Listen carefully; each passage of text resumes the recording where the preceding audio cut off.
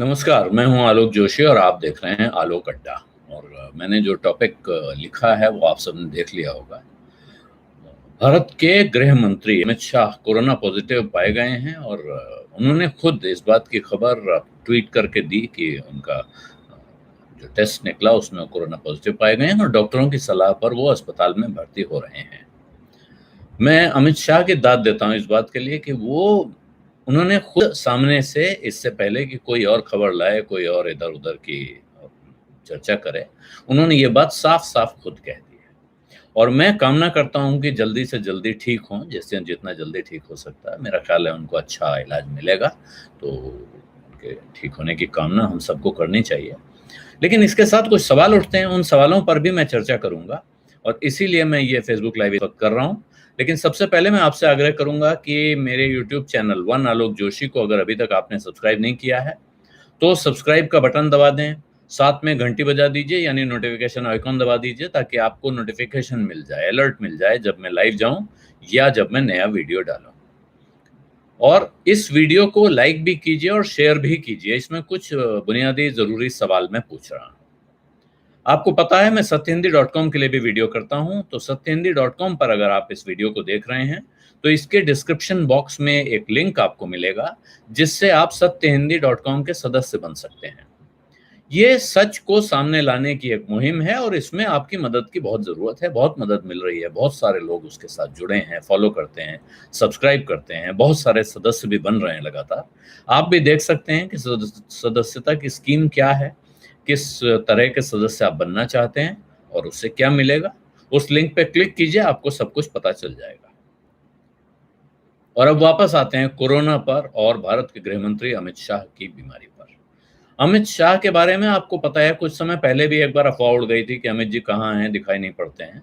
लेकिन इस बार कोई अफ़वाह की बात नहीं है, साफ-साफ उन्होंने खुद ट्वीट किया और मैं भी आपको कह रहा था कि उनकी मैं दाद देना चाहता हूँ। आप में से ज़्यादातर लोग जानते हैं, जो नहीं जानते हैं उनके लिए मुझे कहने में कोई गुरेज नहीं है कि मैं अमित शाह का समर्थक नहीं हूँ, ये सब जानते हैं। लेकिन मैं कई मामलों में अमित शाह का प्रशंसक हूँ। मैं उनका एडमायरर हो गया हूँ अनेक चीज़ों में।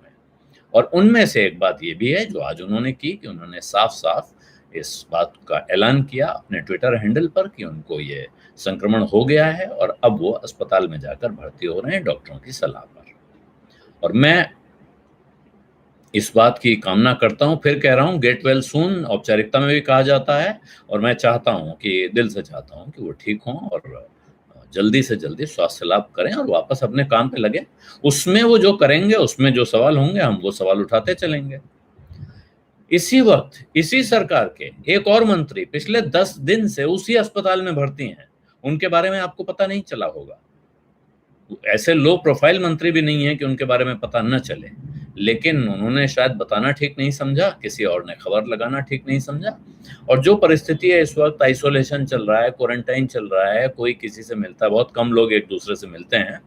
ऐसे में अगर अमित शाह नहीं चाहते कि लोगों को पता चले और वो नहीं बताते, तो कोई ऐसा बड़ा भारी तंत्र नहीं है जो कि खोज के निकाल लाता और वो ये पक्के तौर पे बता देता है कि ये बीमारी हुई है।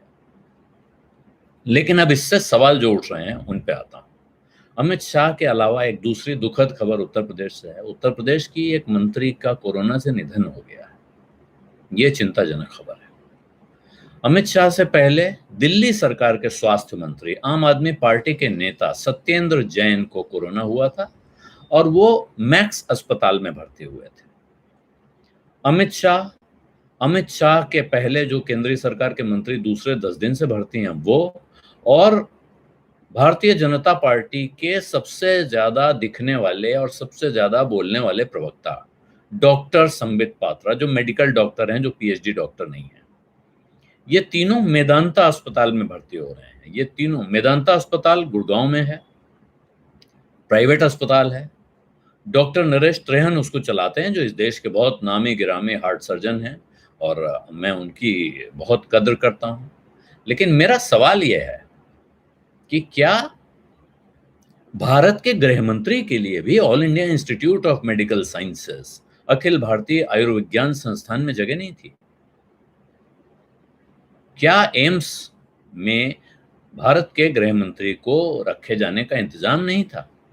हमें जो जानकारी है, मुझे पुरानी जानकारी है कि भाई जो वीआईपी लोग बहुत ऊंचे पदों पे बैठे हुए, खास तौर पे सेंसिटिव राजनीतिक पोजीशन वाले लोगों के लिए वहां कुछ विशेष इंतजाम होता है।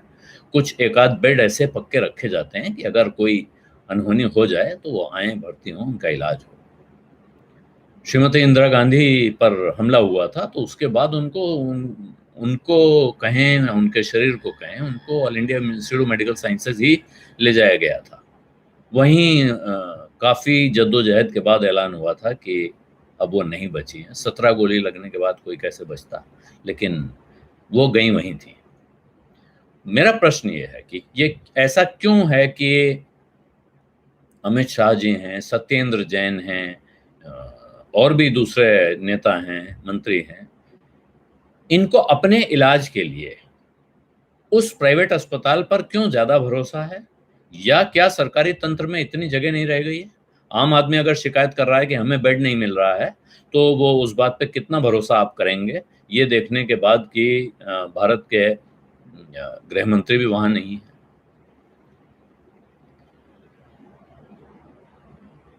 यहाँ कुछ प्रश्न आ रहे हैं, लेकिन ये प्रश्न कुछ मुझे नहीं लगता है कि ऐसे,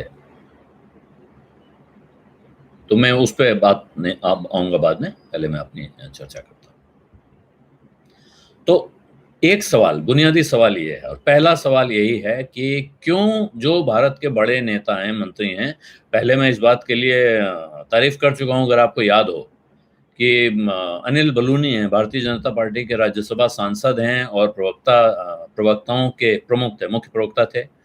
उनको बीमारी हुई और उनको कैंसर हुआ, और उसका इलाज कराने वो विदेश जा सकते थे। मेरी खुद बात होती है, मैंने उनको सलाह दी कि भाई आप विदेश जाना चाहिए, कैंसर का इलाज वहाँ होता है।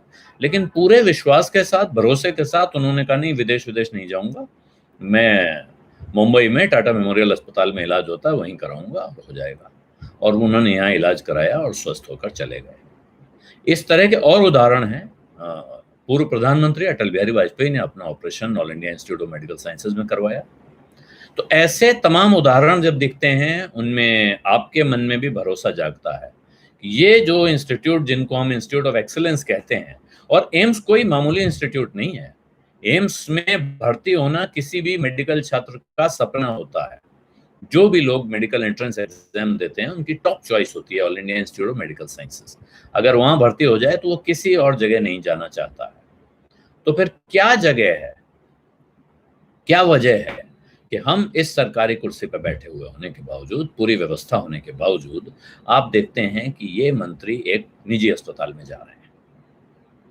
इस सवाल का जवाब सीधे न मैं मांग सकता हूं, न सीधे कोई मुझे देगा, लेकिन ये सवाल छोड़ रहा हूं इसलिए कि आप भी सोचें, मैं भी सोच रहा हूं, अन्य लोगों को भी इस सवाल पे सोचना चाहिए। क्या सरकारी स्वास्थ्य व्यवस्था सिर्फ आम आदमी के लिए है, उस आदमी के लिए है जो प्राइवेट अस्पताल में अपना इलाज अफोर्ड नहीं कर सकता? साथ में ये खबर भी आ रही है, कितनी पक्की है मैं नहीं जानता हूं, लेकिन ये खबर आ रही है कि मेदांता में वो भर्ती होंगे, लेकिन उनका इलाज करने के लिए एम्स के डॉक्टर जाएंगे। और अगर ये बात सच है तो ये बात और गंभीर है मेरे हिसाब से। आप उस अस्पताल में क्यों जाना चाहते हैं जिस अस्पताल के डॉक्टर ही आपका पूरा ठीक से इलाज नहीं करेंगे?